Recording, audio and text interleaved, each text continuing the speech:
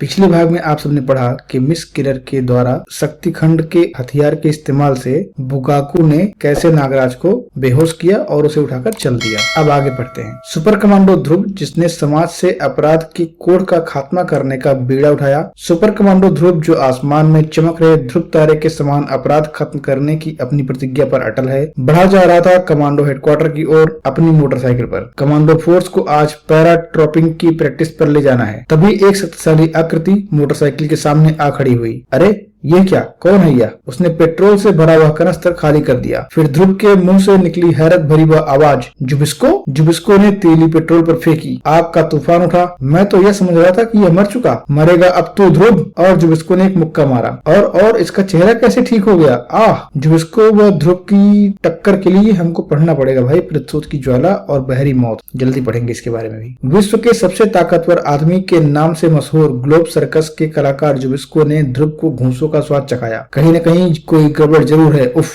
धाड़ मुक्का लगा ध्रुव को। ताकत में निसंदेह वह ध्रुव से ज्यादा शक्तिशाली था, लेकिन अभी तो इससे निपटना ही मुश्किल हो रहा है। कड़ाक, वो गिरा उस कनस्टर के ऊपर ही। ध्रुव ने कनस्टर उठा लिया। अब यही मुझे जुबिस्को से बचाएगा। उसने कनस्टर सहित दे जुबिस्को को धाड़ धोड़ मारना शुरू कर दिया। फिर ध्रुव ने खाई एक कलाबाजी। इस किक में बड़ी ताकत है पहलवान। दे धाड़। पर भर में जुबिस्को का शक्तिशाली शरीर आग की लपेट में आ गया। उफ, अगर यह खत्म हो गया तो मुझे इसके बारे में जानकारी कैसे मिलेगी? किंतु अगले ही पल वह हैरान रह गया जब एक चमक के साथ वह गायब हो गया। है यह क्या मिस्ट्री है? और हैरानी लिए वह कमांडो हेडक्वार्टर की तरफ बढ़ चला। कमांडो हेडक्वार्टर के पास पहुंचते ही एक शरीर तेजी से ध्रुव से टकराया। धम। है ये क्या? यहाँ तो कोई बाहर निकल रहा था सीढ़ी से भागते हुए। दोनों फुर्ती से खड़े हुए। ध्रुव, वह करीम को मार डालेगा। कौन मार डालेगा करीम को? कान धमक गए यह नाम सुनकर ध्रुव के। रोमन हत्यारा? पता नहीं कहाँ से आया वह। करीम उसके शिकंजे में फंसा हुआ है। रोमन हत्यारा? वह फिर यहाँ कहाँ से आ गया? रोमन हत्यारे ने करीम की गर्दन दबोच रखी थी। छोड़ दे इसे हत्यारे, वरना। हाथी की टक्कर के रोमन हत्यारे पर उस किक का कोई असर ना पड़ा। ध्रुव ने किक तो मारी, लेकिन बेकार गई। उफ, मैं इसकी असीमित ताकत को भूल गया। तुम आ गए ध्रुव, मुझे तुम्हारा ही इंतजार था। इसकी ताकत इसके टोपे में है। मुझे किसी तरह इसका टोप उतारना होगा। उफ, एक टोप ध्रुव के हाथ में था। इसकी ताकत तो मेरे हाथ में है। फिर ये हंस क्यों रहा है? हैं? ये क्या? अगले ही पल उसने वो उतार लिया था मास्क, लेकिन उस रोमन हत्यारे ने ध्रुव को उठा लिया हाथ से पकड़ के। एक टोप अभी भी रोमन हत्यारा के सिर पर सजा हुआ था। यह क्या अजूबा है? मेरे सिर के टोप उतार उतार कर यह कमरा भर जाएगा, लेकिन एक टोप फिर भी मेरे सिर पर दिखता रहेगा तुम्हें। एक बार फिर रोमन हत्यारे की तलवार ध्रुव की गर्दन से सटी हुई थी। किसी भी क्षण यह तलवार मेरी गर्दन चीर देगी अगर कई काम एक साथ हुए। Thank you Renu. गोली भी चली रेनू से और रोमन हत्यारे का शरीर खतरनाक अम्ल यानी सल्फ्यूरिक एसिड से नहा गया। कमरे में गूंज उठी उसकी भयानक चीखें। उसके साथ ही बिजली सी कौंधी और गायब हो गया रोमन हत्यारा भी। पीटर, रेड व करीम तीनों ने घेर लिया ध्रुव को। कैप्टन, क्या बोला थी? यह कौन था? षड्यंत्र, कोई गहरा षड्यंत्र सजा रहा है, किंतु अभी मुझे कुछ नहीं पता। फिर ध्रुव ने उन्हें जुबिस्को वाली घटना से भी अवगत कराया। हेडक्वार्टर छोड़ चारों निकल पड़े राजनगर एरोड्रम की तरफ। कैप्टन, पैरा ट्रॉपिंग में मजा आ जाएगा। हाँ, किंतु बहुत सावधानी से सीखना होगा या तुम्हें। हवा में 1000 फुट की ऊंचाई पर पहुंचने के बाद सब प्लेन के अंदर बैठे थे। हवा में पहुंच गए। वहां से जंप करना होता है पैरासूट पहन करके। सभी ने अच्छी तरह पैरासूट कस लिए हैं। कुछ पलों के बाद ही हमें डाइव करना है। यस कैप्टन, हम रेडी हैं। किंतु वह कुछ पल जब बहुत लंबे खिंच गए। क्या चक्कर है? अब तक तो पायलट को हमें डाइव के लिए बोल देना चाहिए था। मैं चेक करके आता हूँ। कॉकपिट में पहुंचकर ध्रुव को लगा एक झटका। यह क्या, हिमालय तक पहुंच गए हम? पायलट, यह तुम क्या कर रहे हो? तुम? पायलट पलटा। एक और झटका लगा ध्रुव को। नरसिंह, तुम यहाँ? हाँ, मैं तुम्हारी मौत। नरसिंह ने प्लेन ऑटोमेटिक पायलट किया। फिर देव ने मुक्का मारा ध्रुव को। कैप्टन, धड़ाक से गिरा ध्रुव बेचारा। चारों फुर्ती से उछले। इसके हाथ पर बधा पट्टा खोल दो, यह साधारण आदमी रह जाएगा। चारों उस दानवाकार शरीर से लिपट गए।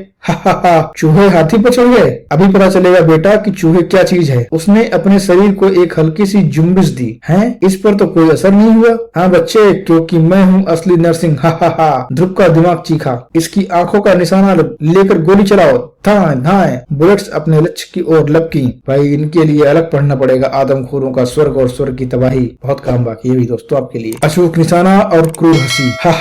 शरीर तो मेरा बुलेट प्रूफ है ही, आंखों में भी बुलेट प्रूफ कॉन्टेक्ट लेंस लगे हैं मूर्ख। उफ, बहुत भयंकर रूप में सामने आया है यह। नरसिंह तबाही पर उतारू हो गया। नरसिंह तुम सबको मार डालेगा। उस भयंकर उठापटक से प्लेन डगमगाने लगा। यह प्लेन अब नहीं बचेगा। फुर्ती से उठा ध्रुव और चलो जल्दी से बाहर कूद जाओ। किसी भी छड़ या प्लेन किसी पहाड़ी चोटी से से टकरा सकता है। कैप्टन तुम समय खराब ना करो, कूदो। कैप्टन का आदेश मानने पर मजबूर थी वह। उसके कूदते ही ध्रुव ने छलांग लगा दी, लेकिन नरसिंह के हाथों में उसका पैराशूट का बैग रह गया। अब वह बिना पैराशूट के तेजी से नीचे की ओर जा रहा था और अगले ही क्षण आसमान तीव्र धमाके की आवाज से थर्रा उठा। धड़ाम! वह तो गया, पर मेरा क्या होगा? ध्रुव का गिरता हुआ शरीर शीघ्र ही पीटर, करीम और रेणु के निकट पहुंचा। आओ कैप्टन, हमारे हाथ पकड़ लो। ध्रुव के मजबूत हाथों ने पीटर व करीम के हाथ थाम लिए। अगर ये पैराशूट आपस में उलझ गए तो चारों साथ ही मरेंगे कैप्टन। क्या बात है, टीम यूनिटी। वे सुरक्षित नीचे उतर गए। तीनों ने पैराशूट अपने जिस्मों से अलग किए। कैप्टन, अब हम वापस राजनगर कैसे जाएंगे? मुझे तो भयंकर ठंड लग रही है। मुझे भी। उसके लिए मेरे पास यह यंत्र है जिसे तुम तीनों बारी बारी अपनी बेल्ट पर लगाकर इस ठंड से बच सकोगे। और कैप्टन तुम?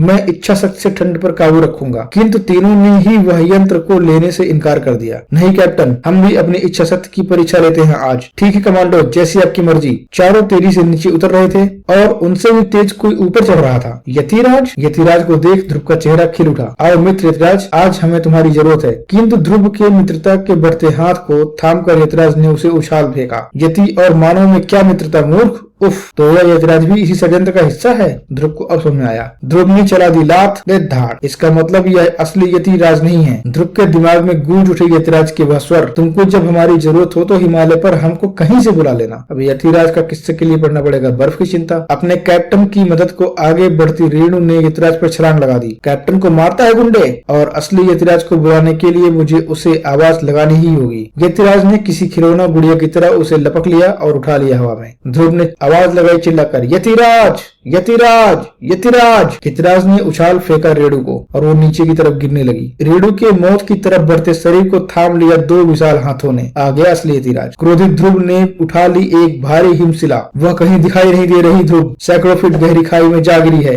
तुम सब भी वहीं जाओगे बच्चों, मैं तेरा सिर तोड़ दूंगा कमीने। ध्रुव बोला और उसने पत्थर फेंक दिया, लेकिन बड़े आराम से बचा गया वह ध्रुव का वह वार। हा हा हा, अब होगी तेरी चट्टान और तेरा ही सिर। किंतु चट्टान फेंकने के लिए यतिराज का उठा हाथ उठा का उठा ही रह गया, क्योंकि असली यतिराज आप आ गए। हाँ ध्रुव, हिमालय में तो गूंजती तुम्हारी आवाज मुझ तक पहुंची गई थी। और असली यतिराज ने नकली यतिराज को उछाल फेंका। जाओ मरो, हमारे क्षेत्र में हमारे मेहमानों से लड़ते हो। और ध्रुव ने देखी फिर वही चमक। गायब? कैप्टन? सबके चेहरे खुशी से खिल उठे रेणु को सुरक्षित देखकर। रेणु, मुझे यतिराज ने बचाया है ध्रुव। फिर राजनगर आईजी राजन के सामने, और फिर हम पास के भारतीय सैनिक शिविर तक पहुंच गए, जहां से हम अभी आर्मी हेलीकॉप्टर द्वारा यहाँ पहुंच गए। लेकिन यह कैसा षड्यंत्र चल रहा है तुम्हारे खिलाफ? मैं इसकी तह तक जरूर पहुंचूंगा पापा। भैया, आपने वादा किया था कि आज मेरे साथ नेशनल लेक में हो रही नौकायन प्रतियोगिता देखने चलोगे, क्यों नहीं? उसमें तुम जो हिस्सा ले रहे हो। अच्छा, ये उसकी बहन है चंडिका। नेशनल लेक नौकायन प्रतियोगिता पूरी तेजी पर थी। शाबाश श्वेता, बकअप, श्वेता ही जीतेगी। किंतु श्वेता और जीत के बीच सिर उठाया शैतान ने। समुद्र का शैतान? और श्वेता को दबोच व विद्युत गति से टापू की ओर तैरने लगा। ये क्या हो रहा है? सभी गड़े हुए मुर्दे जिंदा हो रहे हैं। श्वेता को खतरे में देख ध्रुव ने लेक में छलांग लगा दी और स्टीमर चल पड़ा टापू की ओर। और तेज चलाओ, कहीं वह श्वेता को कोई अहित न कर दे। खतरे की भयानकता का आभास श्वेता को भी था,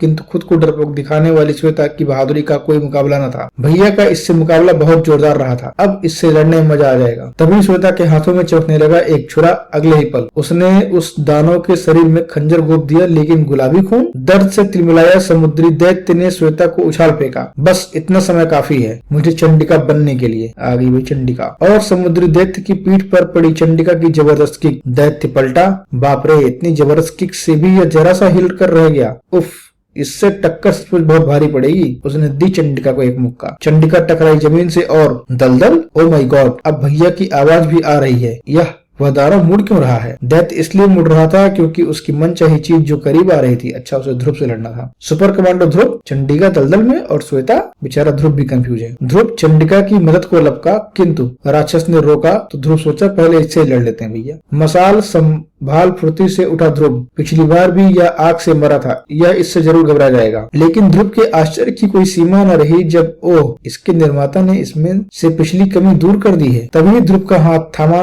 चंडिका ने। ध्रुव, इसको दलदल में धकेल दो। उछाल फेंका दैत्य को दलदल में। धन्यवाद चंडिका। दोनों की इकट्ठी ताकत ने उसको उछाल दिया, दलदल में उछेड़ दिया। तुम्हारा आइडिया बहुत बढ़िया रहा, वरना इस शैतान से निपटना बहुत मुश्किल था। अब मुझे श्वेता भी तो बनना है, चंडिका सोची, और चंडिका निशब्द वहां से गायब हो गई, साथ ही दैत्य भी। गायब, दोनों गायब। फिर श्वेता मिली ध्रुव को यूं, लगता है चंडिका के बीच में आ जाने से दैत्य इस डरपोक को यहीं छोड़ गया होगा और यह हो गई बेहोश। ड्रामा कामयाब रहा। भाई पूरा खानदान ड्रामा चल रहा है। घर पहुंचने पर, भैया अब मैं कभी नदी या समुद्र के पास नहीं जाऊंगी। हाँ, और नल के पास भी मत जाना। हा हा हा, डरपोक कहीं की। दूर इन दृश्यों का आनंद कोई और भी ले रहा था। सम्राट थोडांगा, देख रहे हो कैसे इस मशीन से मैं ध्रुव की जिंदगी के पिछले प्रतिद्वंदियों को तैयार करके उन्हें ध्रुव के सामने ट्रांसमिट कर देती हूँ और फिर चलता है चूहे बिल्ली का खेल। हा हा हा, यू आर जेनियस, थोडांगा बोला। मिस किलर ने कंट्रोल लीवर खींचा। पहले मैं उसे बुरी तरह छका दूंगी, फिर बुकाकू जब नागराज को यहाँ ले आएगा तो उसे ध्रुव को भी पकड़ने भेज दूंगी। खाली पड़े केबिन में अब नजर आ रहे थे 4 कंकाल व कापालिका। हा हा हा, अब देखना इन 5 का ध्रुव से मुकाबला। उधर राजनगर कालिंदी कुंज में, अरे वाह, कालिंदी कुंज यहाँ भी है दिल्ली वाला। ध्रुव, कोई बड़ा आपराधिक संगठन वैज्ञानिक शक्तियों से तुम्हें परेशान कर रहा है। हाँ नताशा, मुझे भी यही लगता है। तुम्हें किसी पर शक है? हाँ, 2 पर, मिस किलर